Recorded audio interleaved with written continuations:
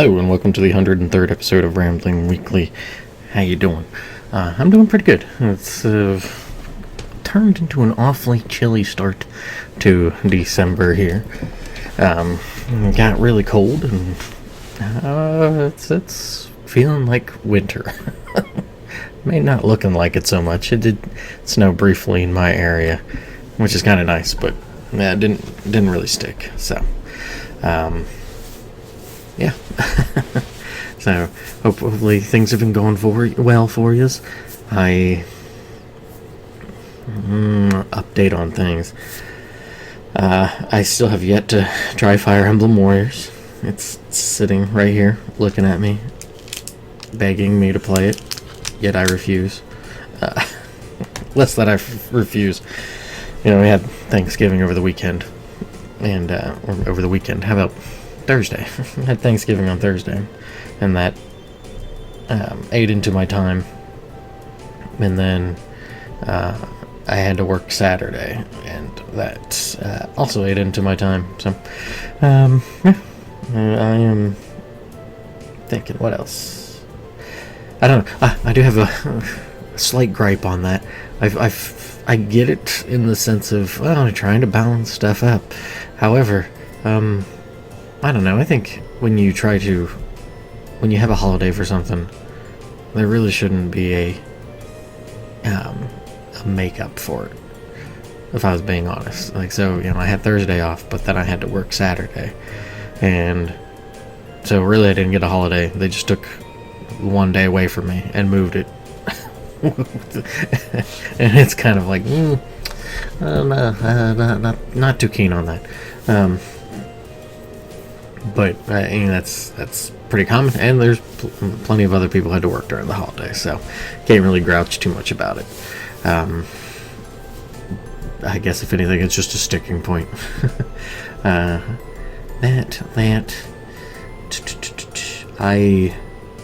have yet to still write the part 6 for genealogy. I haven't even touched it yet. I don't know why, which I should probably do, but I haven't gotten to that yet. I'm about 88 pages into part 2. I'm unfortunately kind of sliding back. Part of that's because of the holiday.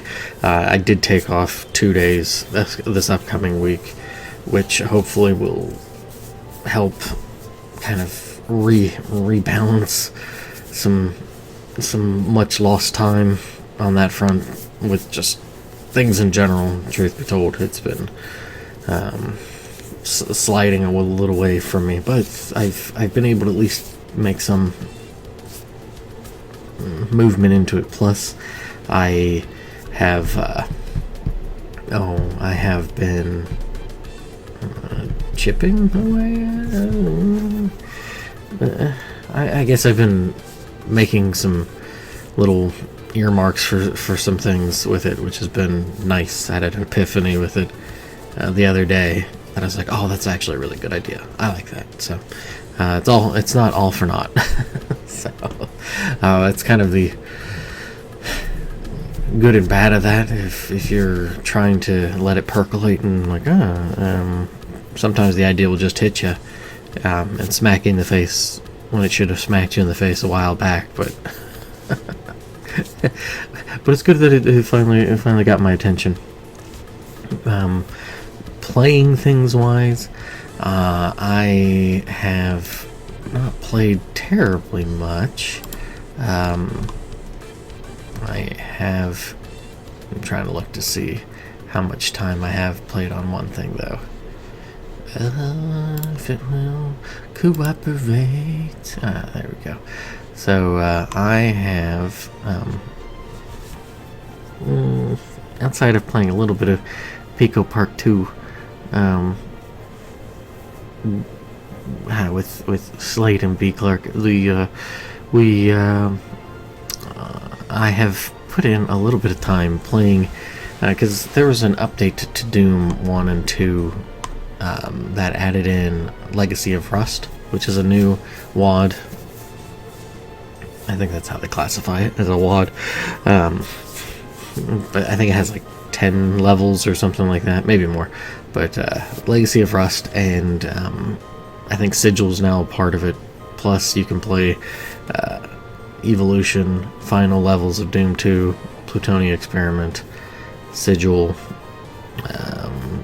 What's the No Rest for the Living, I think, or something. Which was the one that came out on the 360. No, which is nice because I've never played that one, nor have I played Legacy of Rust yet. I did play Sigil. Sigil 2 I still have yet to play. I've heard it's pretty much basically more of Sigil, and I enjoyed Sigil. So, but yeah, I'm actually at Evolution right now, TNT Evolution, which there's Evolution and the Plutonia Experiments. Not everybody. I think a sizable amount of people prefer Plutonia, and I have to replay that. I don't hate, like, I guess I'm one of the few people who actually kind of likes Evolution. I get it, hit scanners galore, really tight corridors. It just gives it a very different feel. It doesn't quite necessarily mesh the greatest with with just how Doom plays in a way, but I don't know. I think if you were to have modded that into something like how Doom 3 plays, it probably would come across a lot better. But I'm about 2/3 of the way through it. I think I'm on chapter. I think I'm on level 17, level 18, and I've already done the 2 secret levels. Which I will say this: Caribbean is still not Caribbean. Pharaoh. Pharaoh is still a mess. I don't like. And that's there's some things in there, odds and ends are like, oh yeah, they kind of slap job some of this. It feels like oh, there's pillars that rise that are switches, but they don't look like switches. That's not good design. That is obnoxious. However, I am enjoying it. I actually like it more than Doom 2. I don't like Doom 2 very much for whatever reason, which I think part of it comes down to just playing so much of Doom 1, but also playing, also the music involved with Doom 2 isn't nearly enjoyable. That's probably also why I like Evolution a bit, because there's a lot of good music in it. So yes. That is what I got on that. I've been playing a lot of Doom. I like Doom a lot. It is one of my, I don't know, comfort games. Even playing it on ultra violence and stuff. Yeah, it is superbly made for the most part. Not always, but usually.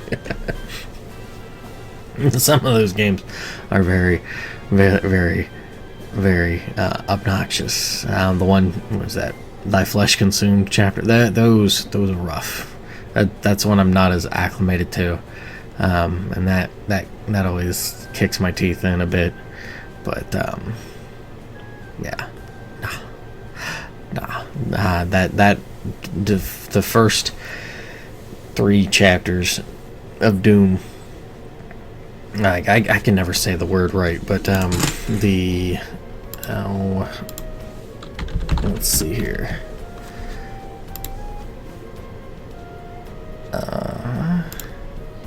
Slew. Okay, so it's slew,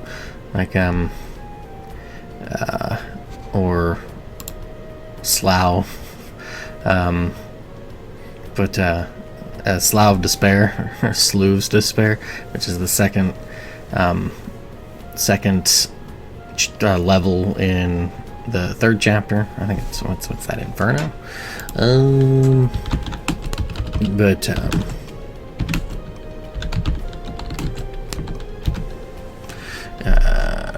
yeah, Inferno.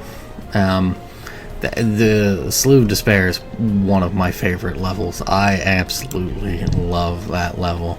In the Inferno, for up until you get the BFG, which I think happens in the next chapter with like Pandemonium.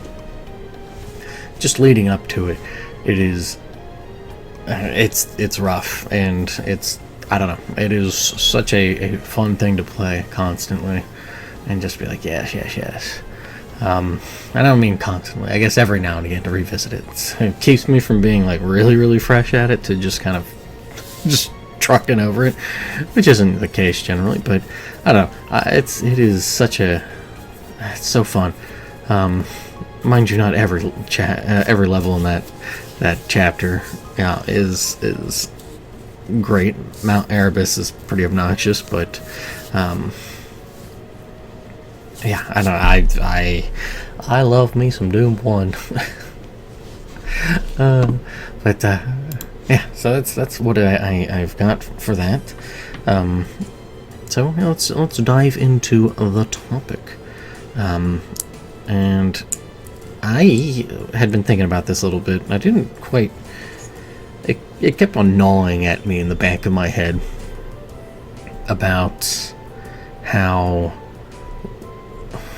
very how else to put this, not to sound like some sort of like internet on the like goober on the internet, but something's wrong with capitalism.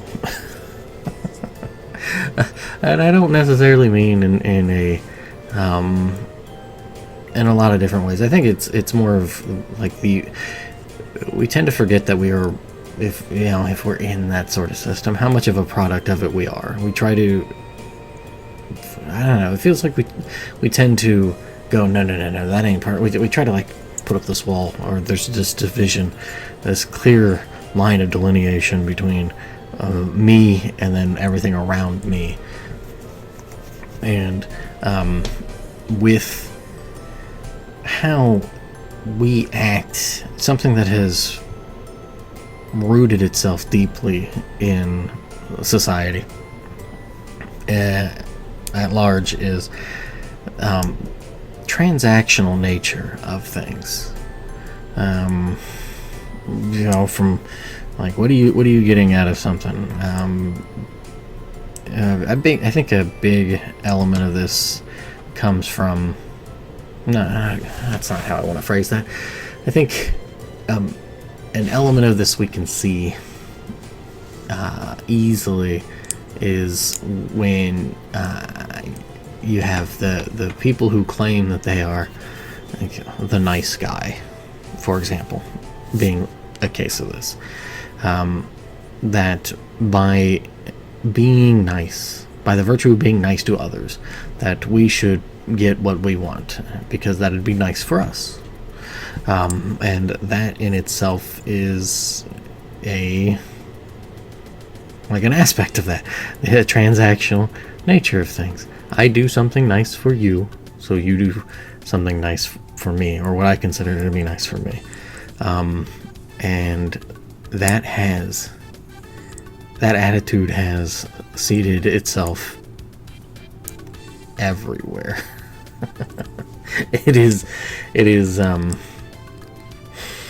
you get people who claim that they're altruistic, or you see this a lot too with people who will do a good deed, but then they're doing a good deed, but they're recording it and then they put it on Instagram or TikTok or YouTube shorts or what have you, and in virtue of that they are getting recognition for that. That's I guess another aspect of it as well, is that it doesn't necessarily have to be transactional from the person doing the good to the good person that's had the good done to them, doing that back to them. I kind of talked a little bit I talked a little bit about this in a previous. I'm trying to think of which one it was. Let's look at our content. I hate that word so much. Are you content with your content? Fraggle Rock. I'm not exactly where I said it. Maybe for the sake of love? Or maybe Panoply of Poisons? Recently. I know I did. Recently. I wish I could remember which one, but I can't, because I am, if anything, forgetful.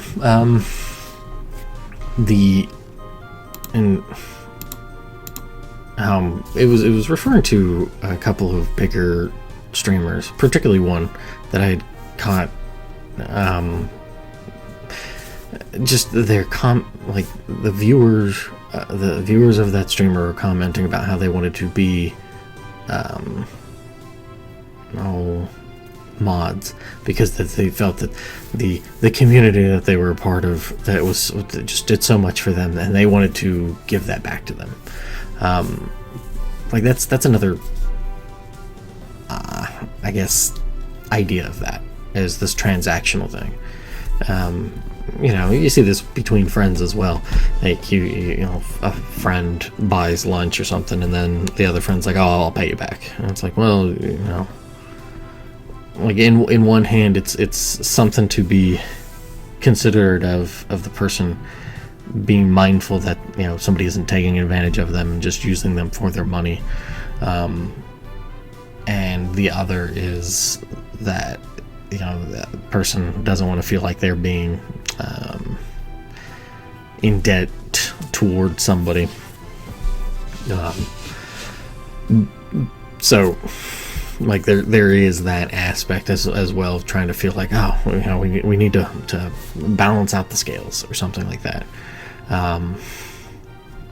And I think this is partly why I think this is an element that's causing a lot of harm. Not necessarily hey, you got lunch this time, I'll get lunch this next time or something. That's that's just kind of like, I think that's a much lesser transgression than of anything else, I do a good thing, so I'm expecting it in return, kind of thing. Because the source of which of doing the thing is coming from two separate people, and they're perhaps there is the knife twist of obligation to be like, oh well, they paid for it, so I gotta get this time. But in the same hand, it's kind of like, well, now you got it. That's no big deal. I'll get it next time.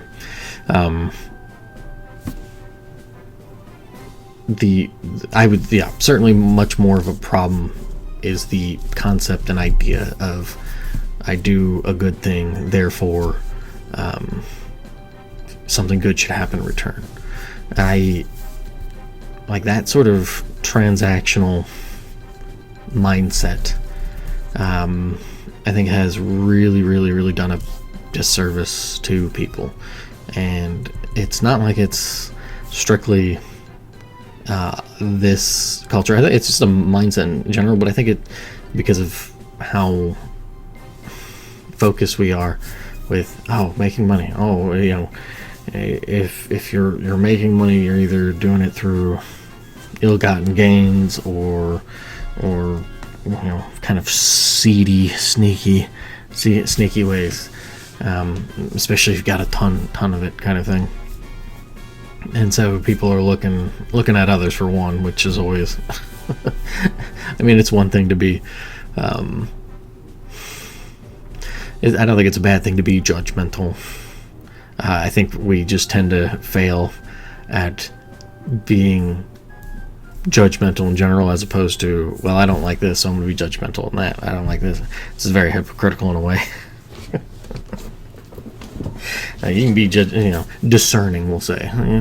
Cast a discerning eye toward others, because there's plenty of people there that have that are pretty well off, that aren't schmucks whatsoever, and then there are people who have barely two pennies to roll together. How about rub together?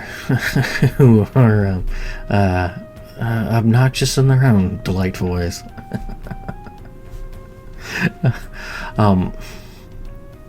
Oh, before I lose the thread on that, though, the so while I say that I meant that cheekily, a tongue up planted firmly in cheek about capitalism, wagging my finger, because truth be told, this is not some sort of novel concept. I feel like we have a bad habit of thinking, because we are where we are at this point in time, that people beforehand don't have an idea. And I think part of that's the advent of the internet. There's this pat ourselves on the back for something that seemingly makes us more and more obnoxious and worsens our already bad flaws. But like for example, this is a I would say that this is a lesson that's learned. I'm gonna go way back on this one. I do like my ancient history and stuff, but we're gonna go biblical on this one. Like this is the this is one of the lessons that you learn with the story of Job. Like, he gets, he's seen as being righteous and doing all these good things, and even trying to take care for his children who seem to not be so good. And then Satan's like, he would call you, he would denounce you to your face if you took everything away from him. And so God's like, okay, leave him and his alone, like physical stuff. But see how far that goes. And then Job has a very rough time with things for a while, and then eventually God shows up and in a whirlwind, craziness going about in a storm, and then the Job doesn't do that. What Satan thinks he's going to do. He apologizes, renounces, repents, and and it's like, oh, okay, yeah, because he's lamenting that he's like, have I not been like faithful and done all these things for you? And God's like, what do you think you're doing here? Like even kind of like almost like how to put it, like if you were to like put it in a physical sense, it'd almost be like God poking him in the chest. Like, what do you think you're doing? Like almost in a way trying to rile him up as much as possible. But the lesson is like you don't, at least the lesson I took away from that is that you don't take that as a transactional sense. You don't, that it's a very not the right lesson to take away of, oh well, I pray and stuff, and then automatically good things will happen to me, especially when the idea is more kingdom of heaven stuff, not so much the world of flesh. But so sure, yeah, doing well makes it easier. Like, what's the line from Deep Space Nine? It's easy to be an angel in paradise. It's one of those things where certainly, yeah, it's easy to if you come with the mindset of, well, if I'm doing what is told of me or what I think that I should be doing, and then I'm getting this goodness in return, well, yeah, why wouldn't I do the good thing? I'm getting this good in return. Man, that's a no-no. Like, that's not. Oh, but so I guess what I'm getting at is even in thousands of years ago, there is this there is that mindset, there is that thought pattern of, well, I did the good thing, so I should get something good in return. I think it kind of also steers into like when you give something to somebody, perhaps not necessarily in a super personal level, but even if you just give somebody something and then what they do with it And it's like, well, it's what they do with it. That's, you've given them something. Like what happens afterwards, that's for them. That's kind of like why I less. Well, I guess what I was getting back at before with the mods and all that for the streamer was like, the idea was to not keep that, oh, well, you did this, you provided this niceness and this wonderful thing for me, I'm going to pay you back. Like, as if that's something you could really pay back, kind of thing. It's one thing to just sort of foster that same thing, but it's like, carry that kindness forward. Give. It's like, oh, okay, I see this. I see what's going on here, and I enjoy this. Let me seed these sorts of feelings and vibes and whatnot into other aspects, into other groups and areas, or even just like places you go to. Like, I know it's seemingly harder to interact with people. I think part of that's also I think part of that might also be on a personal level, feeling like you don't want to interject on anything, or just kind of wedge yourself into something, wedge yourself into somebody's life, even for a moment. But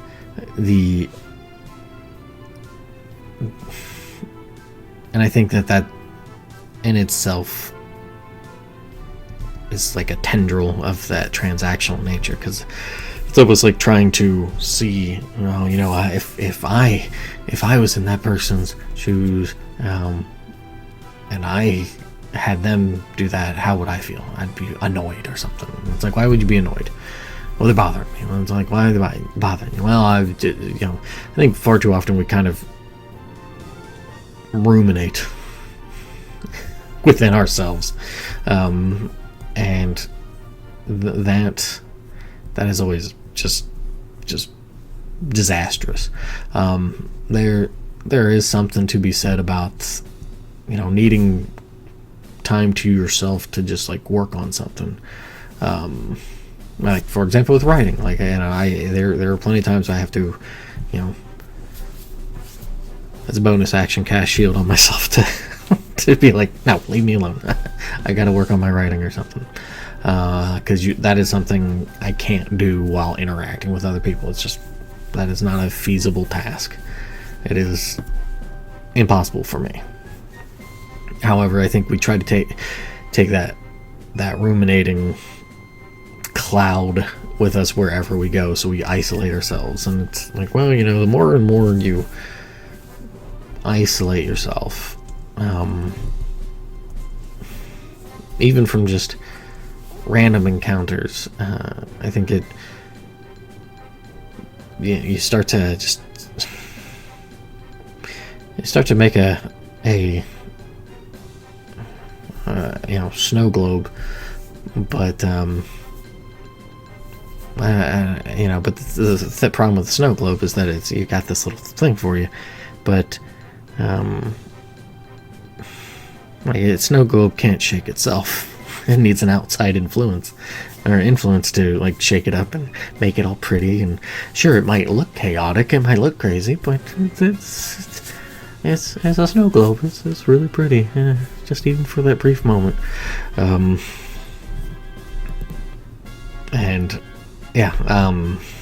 I wonder, that doesn't play into, that just trying this, I guess you could say empathetic. I don't know if I would say empathy. Yeah, it might be like situational awareness. Situational awareness of situation, being empathetic of situational awareness, situations and such, whatever. But I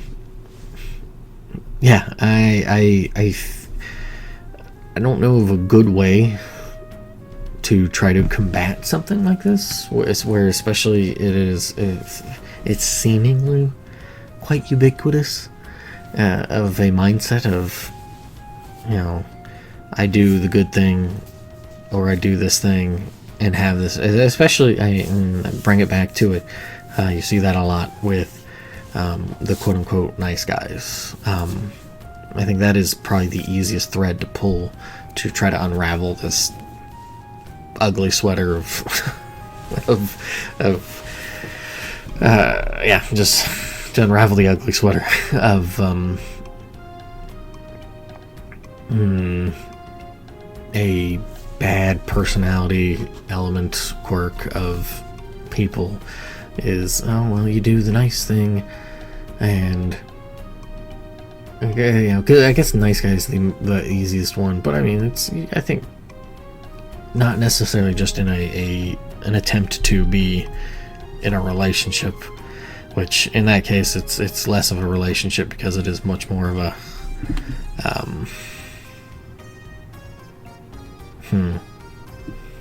I don't want to say situationship because it's still not. I mean, that's transactional as well, right? You have a lot of that where it's.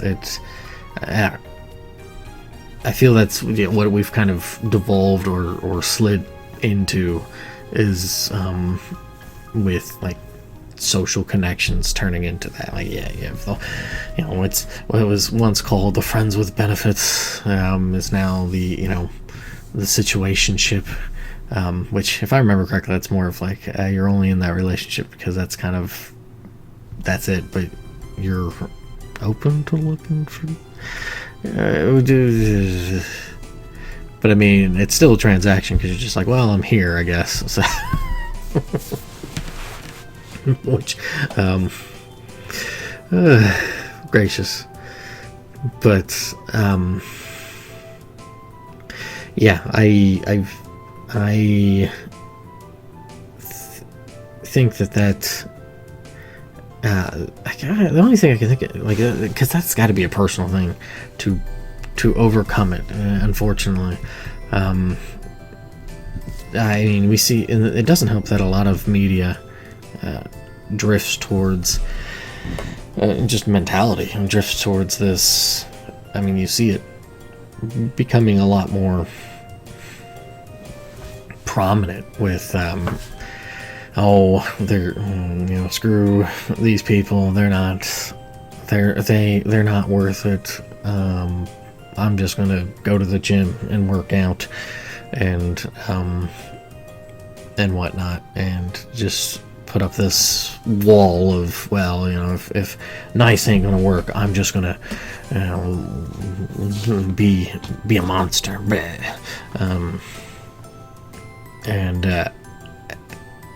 I think it misses the point of being nice. I think, you know, not only that, but like, and I've mentioned this plenty of times before, but this devolves into also the our complete bastardization of what love means, to where we've just sort of boiled it down to this. Oh, it's this. It's got this. It's hitched onto lust, very, very heavily, and I kind of wonder if a lot of that doesn't spin out from like the Freudian psychologies and stuff, because that's what a lot of that boiled down to is it's all from sex, kind of thing, which I feel is a bit regrettable. I think that has done a lot of harm in our mentalities of understanding what things are, and or at least better conceptualize what things are by doing that, and yeah, and so now we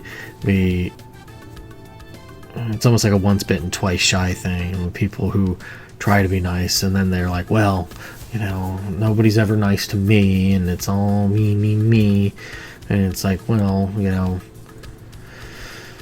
it's one thing to be annoyed and be like, why can't more people just be nice in general? And why can't that niceness ever? I get it. Like, you know, you feel like you would hope that people would be nicer, but I think that's the that's the, I don't want to say trick, but that's the, I guess, the crux of the issue, right? It's like, same thing with trusting somebody. Like, you can't fully know another person. There are just thoughts that are going on in their meat box. Think box, I should say. Meat box. That sounds a little... think box. There are things that are going on in their think box that you'll never know. And vice versa. But you know, if you are friends with them, or you know, you're married to them, or what have you, you have a trust with them. And it's the same thing with being nice and right. It's that you can't fully know, because you can't fully know somebody, you can't fully expect them to just kind of reciprocate that, and nor should you expect that. You know, you can only hope that by being nice, that you, I mean, you see this with like very troubled, tortured individuals. Think like Robin Williams, who tried his best to make people smile and whatnot, because he was super depressed, super like, just felt horrible about things, and you know, in that sort of way, and instead of fully just kind of taking the pain out, like through just like drugs or you know, reckless activities, we'll say, they tried to, you know, make people around them at least smile, make them feel a little bit better, and I think it may amplify it by, you know, here I am trying to make everybody else happy, but are they really trying to do that for me? It doesn't feel like it. Maybe they just couldn't see it, because they're expecting almost like a transactional thing. You know, not just strictly like speaking about, you know, Williams's account, but just in general. You know, that, or even just, as you could say, just a younger me in a way. There were certainly times where I would be harumphed with, you know, thinking, yeah, you know, I do this good thing. People will do good things for me, and nothing. Not quite, but it would certainly be a thought going, why wouldn't people be nice? Especially when I was younger, because while I was infinitely a dork, and not to say that has changed, but but I was a little weird as a kid. But you're a kid, you're allowed to be a little weird. But in that, you know, I guess, childlike goofiness, you know, I got certainly picked on a lot, and it was just kind of like, why would you do that? Like, you know, now why would that happen to me because I'm being nice? And that, I think, also kind of galvanized me a bit to still be nice, although there are those flashes where I can be very harumph still, and that, you know, it galvanizes, because it's like, you know, it's like it is very easy. I think there was the thing years ago. I think Michelle Obama said something about it, like, take the high road. When they take the high road, take the high road. I think it's the same sort of philosophy and principle that needs to be practiced more, and turn the other cheek, kind of thing. Not necessarily that just completely be beaten up, but you can still be nice in spite of not having that reciprocated, like even in just that. And I think that's where we falter a bit, or maybe greatly, is that we think you gotta be, there's almost like it's like you're drawing from a well, and then all of a sudden it dries up. And that can happen with like creativity and stuff, and perhaps even with kindness. Sometimes you need to take a step back and be like, okay, I need to let the waters in the well rise once more. Like, need to be able to, and perhaps some people should do that. But yeah, that's I don't know. I don't have a really good way of thinking of how you could remedy that. Like I said, it's just a very personal thing, and so some people are going to come to it very differently and be able to break the chain of considering everything to be transactional better, or maybe quicker, or maybe simpler. Simpler means than what it took for me, because it certainly took a while. But yeah, so that's what I got. Shaking and wagging my finger about our ability to make social connections be transactional. That's the sound of me violently wagging my fingers. That's ridiculous. Oh, good gracious. On that note, thanks for listening. Enjoy your day, weekday, weeknight, and everything in between. And the weekend, I guess. You can enjoy that. I think I said that, but if not, make it doubly so. Hopefully I have fun next week. Yeah, that's all I got. Thanks. And then outro. The outro for this one is going to be from the Sora no Kiseki Zanmai album, and it is one of the battle themes from Sora no Kiseki FC, the first chapter. It's a sophisticated fight. It's a nice version of that song. Really enjoy that one. So it's a good song anyways. But yeah, that is all I've got. Thank you, and yeah, toodles.